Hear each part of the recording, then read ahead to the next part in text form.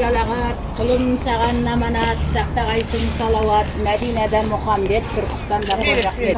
Осы айтқанның барлығы көрістен құлағына шалынып, Алла тағалам астарына амандық берсін, астарына адалдық берсін, маңдайларынан бақ кетпесін, маңдайларынан ақ кетпесін, отанымызға тыныштық берсін, дінімізге қуат берсін, патшамызға әділдік берсін.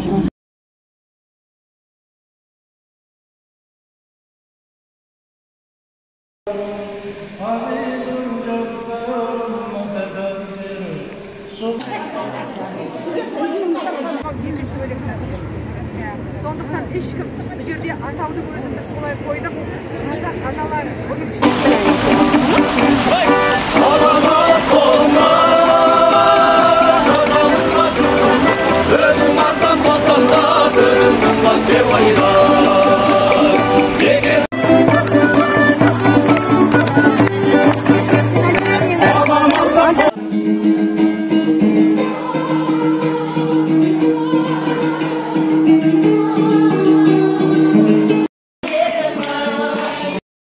жаңағы ұлттық киімімізді өмір салтына қалай айналдырсақ, тағамдарымыз да екінің бірі, ауларымыз, ұрпағымыз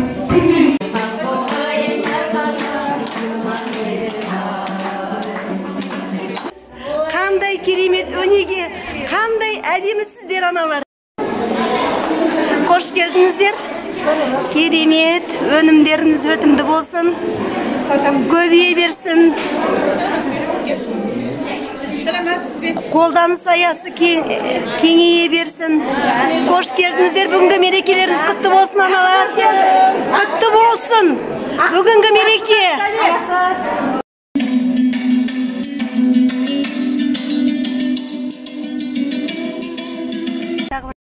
Апаруға.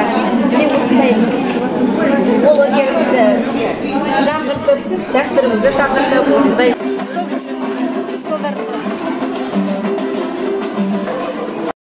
ешері сойылмаған өзіміздің қасиет тасымыз ет келеді ағайын.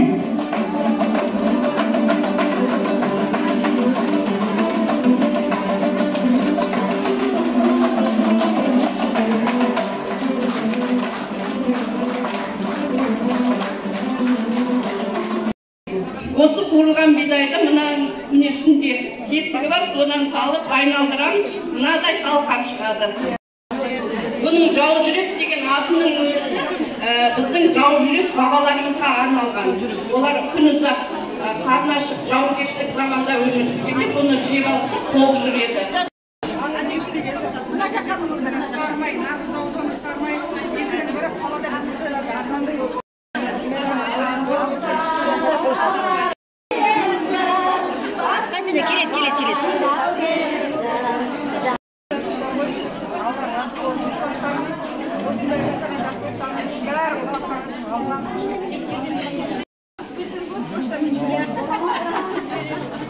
Картопы жақсы екен. Мына бал қаймақты, бауырсақпен дұрыстап. Мына біздің Баянауылдың дастарханына келіп тұрсыз. Рахмет сізге, Айнұр ханым. Мінекей жұмысыңыз алға баса берсін, бастауы жақсы. Сондықтан енді әншіңізге біз бәріміз қолдаймыз.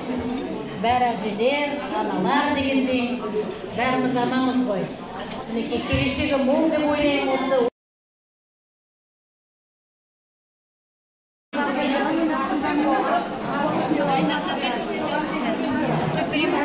Кездесе бермейтін тағамның бір түрі, егерде бал қаймақ жесеңіз, аузыңыздан бал кетпейді.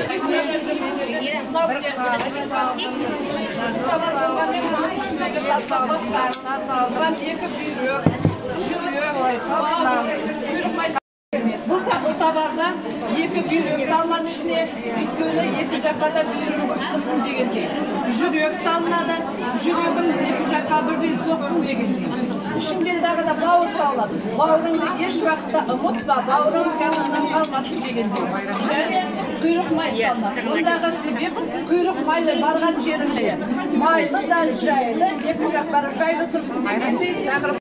Жаңағы ұлттық киімімізді өмір салтына қалай айналдырсақ, тағамдарымыз да екінің бірі, ауларымыз, ұрпағымыз Асимхан Гүлмайра көп балалана, күміс алқа егері, тігінші.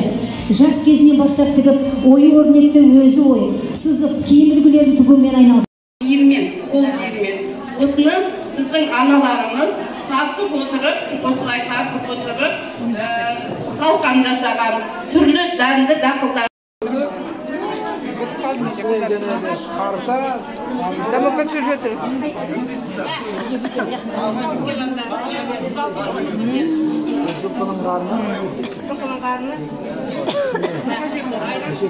Қасиеттерді негізге ала отырып, тәрбие мектебін қалыптастырған. Абысын тату болса, ас көп, ағайын тату. Ертіс баян өңіріндегі ашылу салтанатына қош келдіңіздер. Қайырлы күн, қадірлі қонақтар, асыл әжелер, ардақты асыл аналар, сымбатты келешектер, аяулы қыздар. Ата салтым, асыл мұрам ардағым, бабалардың жалғастырар арманым, сан ғасырда қалпын бұзбас қадірім, өткен.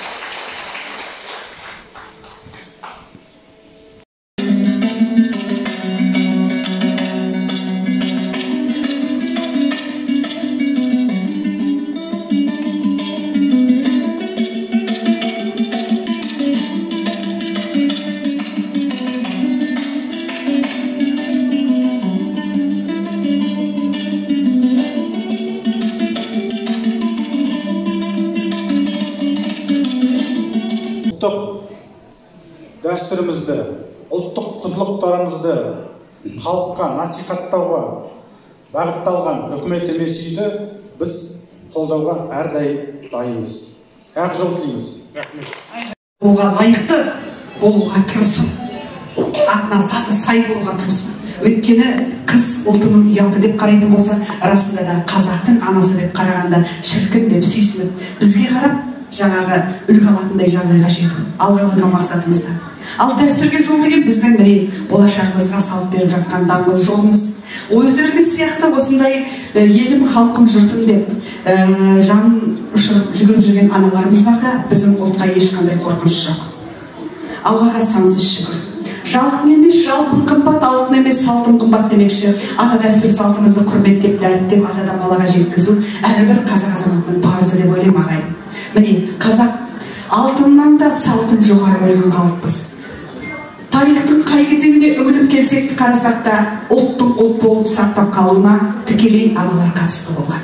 Өйткені біз бала тәрбиесіне 70% қатысты адамдардың санынанбыз. Ер азаматтарды түздің адамы деп қарайтын болсақ, міне, бала дүниеге келгеннен бастап оның жаңағы үлкен өмірге араласып кеткенше ақыл кеңесін беріп, тіптен дәмділеп тамағын беретін де біз. Сондықтан да қымбатты аналар, бұл қоғамдық бірлестіктің ашылып отыруы да жай емес. Осы аналарды біріктіру, аналар бірігу арқылы ұрпақ тәрбиесіне кірісу.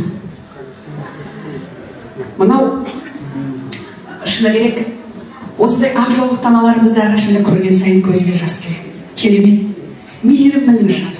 Өздеріңізге қарап, міне, бүгін қарап отырсаңыздар, бүгінгі атмосфераның өзі ерекше.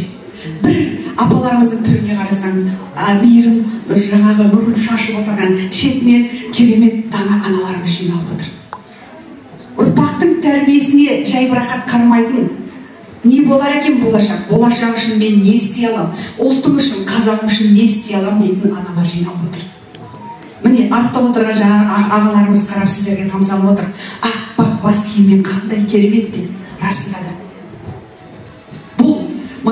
Бұл өзімнің шығарған афоризм шығар. Бұған мен өзім көзім жетті, талай зерттеулер арқылы өзімде әртіспін ғой.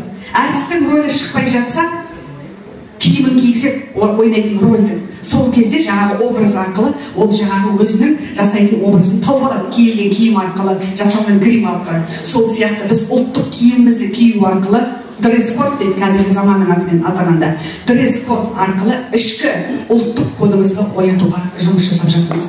Сондықтан осы киілген бас киімдеріміз, осы киілген ұлттық киімдеріміз үстерімізден бастарымыздан түспес екен деген тілеу білдіргім келеді.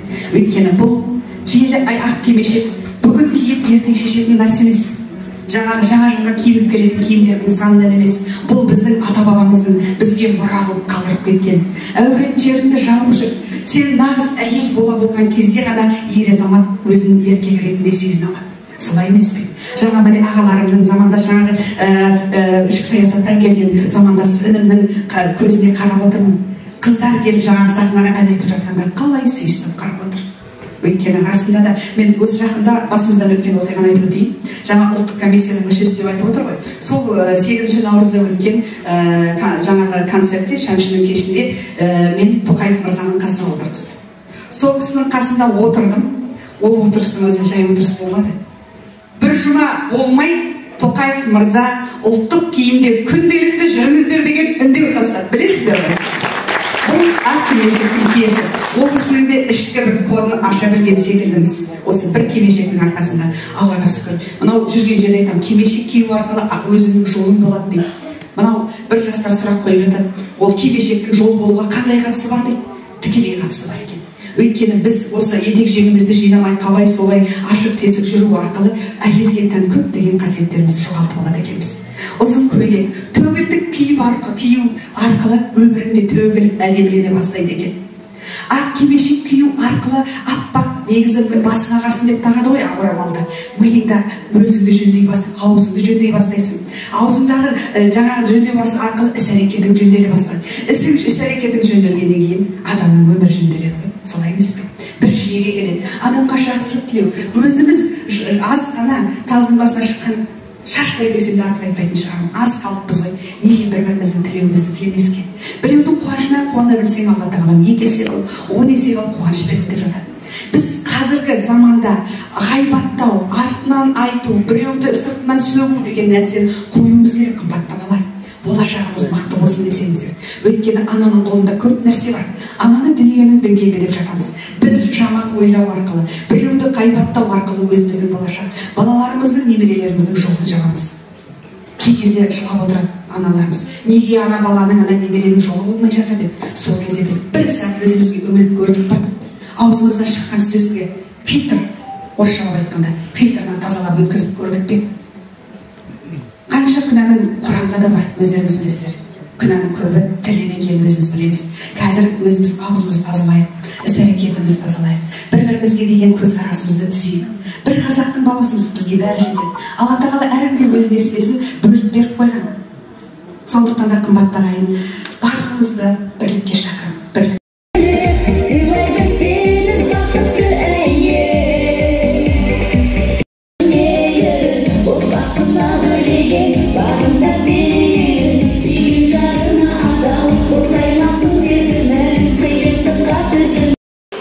Құрметті ағайын, бүгін ортамызда Республикалық қазақ аналары дәстүрге жол қоғамдық бірлестігінің төрайымы. Әлемнің тең жарымы, әйел деген ардың биік өлшемі, әйел деген алып тұлға еңселі, әйел сезім, әйел деген гүл шыбық, әйелдерсіз болмас жерде тіршілік. Білесіздер ғой, қырқынан шығару, ақ жолымен тұсаукесерге енді көркелер бұл енді үлкен апамыздың қолынан шыққан туынды 80-нен асқан әже.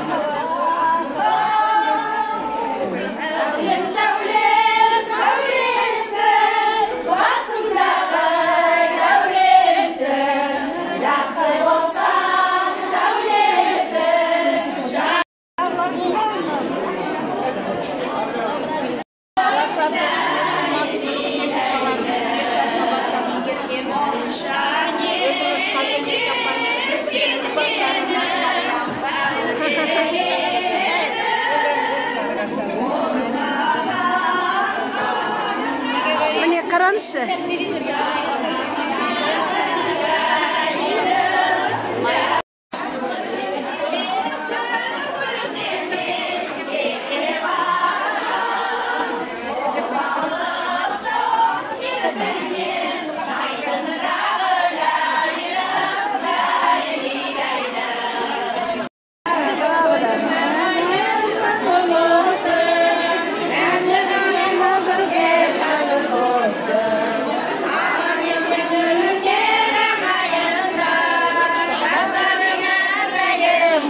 Olsun, yanımızı basayım, şanlarını basayım, yanaklarını kasalıp gelin.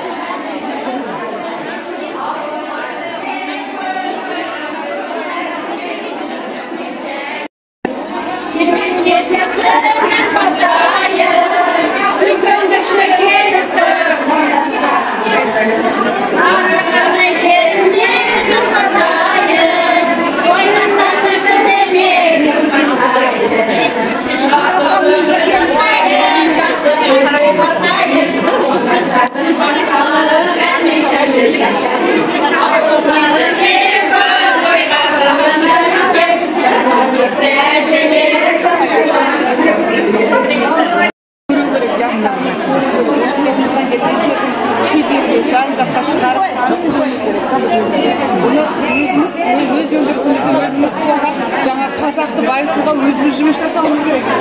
Оларды тек қана шетелге сатуымыз жан-жақта әр қазақтың үйінде болатын мынау зат қой мысалға. Аллаға шүкір, үйімізде бірақ көрпеге жинап алып мысалға. Немерелеріміз қазірден бастап мына үкімет тақияларды киіп жатыр, ойлап қарасаңыз. Бүйтіп өзіміз тіккен нәрсені өзіміз киіп үйренуіміз керек. Өзіміз соны қолданып үйренуіміз керек. Десе ғана ол өзімізде жаңағы әдемі жүру арқылы мысалға қазір біз кимешекті 2 жылдың ішінде қазір кимейтін шыны керек бір Қазақстанның 30%-ын киіндірдік десек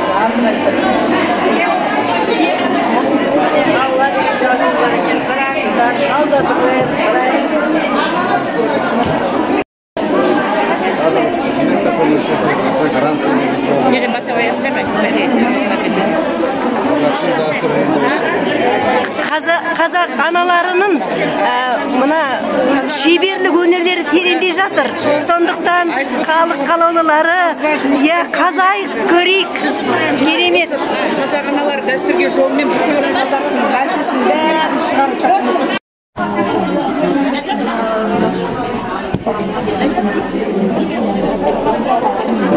Қай жерде? Мына өзі Ленин кенті. Өзіміздің Ленин кенті.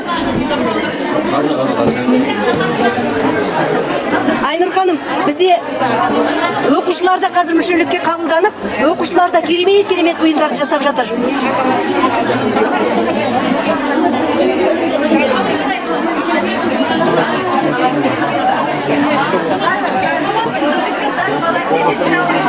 Нәрселерді біздің қазақтың әйелдері бәрін жасап отыр. Неге біз Италияға келіп жүгінеміз деймін да, осының бәрі өзімізде бар екен, қандай керемет көңіл. Өзімізде тренд, өзімізде бренд. Мына аяқ киімдерді қарасаң. Мына қараңыз. Ал мынаның Италиядан қай жерге қараңызшы. Құтты болсын. Мына сағаттарды қараңыздаршы, сағаттарды. Қараңызшы. Ағаш та бар, зергер. Міне бренд. Қандай керемет.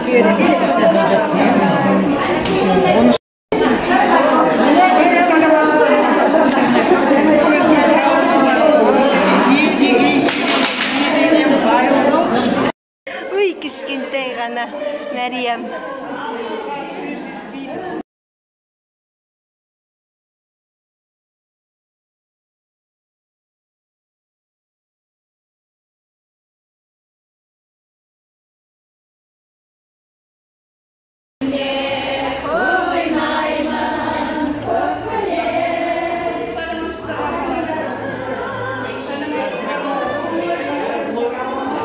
Құламауын, сәбиінің жыламауын тілеп отырған нәзік жанды ақ жаулықты аналарымыз аман болсын.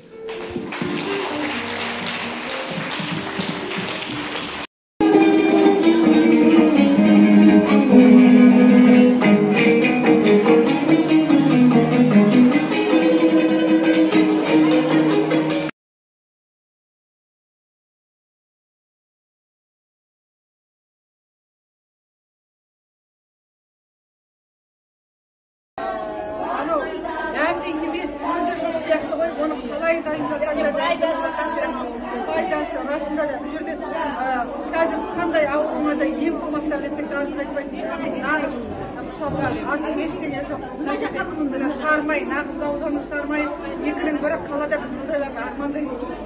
Заузаның сармайы қайда бар деп тапсырыс беріп іздейміз.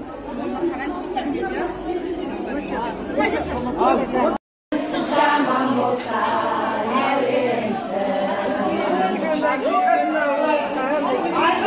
ауылына келдік. Мына жерде бөліп аларымыз жоқ. Бір ауыл бірінен бірі асып өтеді, басып өтеді.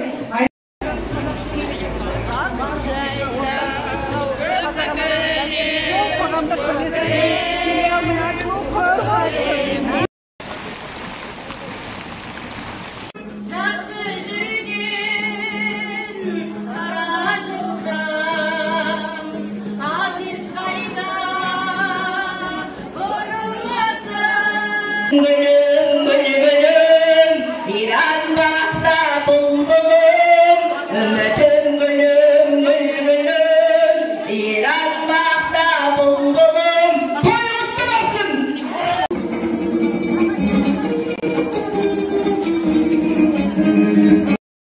kutlu olsun. Teşekkür ederim. Rahmet olsaydı şimdi.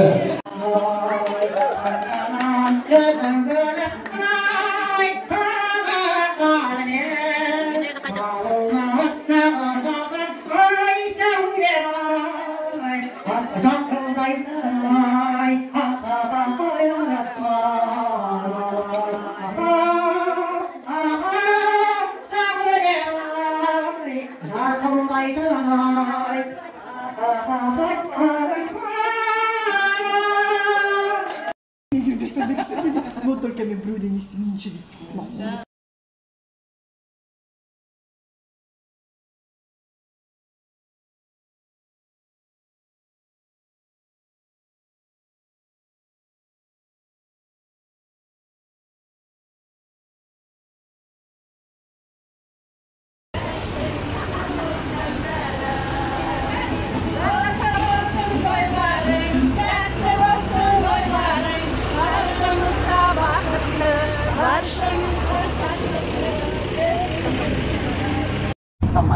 Сондықтан да ол мұсылман әйелдер лигасы 2016 жылдың 1 қарашасында ана ұлағаты деген қоғамдық бірлестік болып аталды.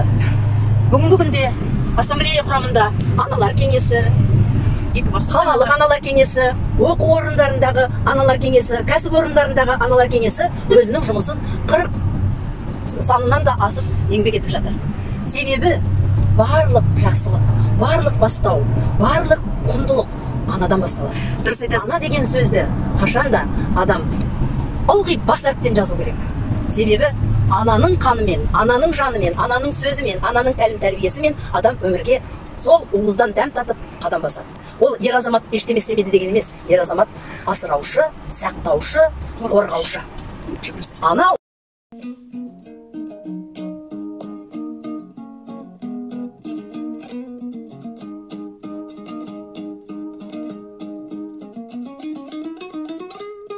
содан кейін да мынау сол сөзіме тұрып аяма келін келе бастағаннан кейін балалар өсе бастағаннан кейін мен өзімді ене болуға дайындадым. Өйткені қараңызшы, етіп тұрған актриса шашты жіберіп айналдырып жүрген ойлап қарасаңыз, иә, одан бірден жерге түсу оңай емес пе мысалға? Мен 4-ші ұлымды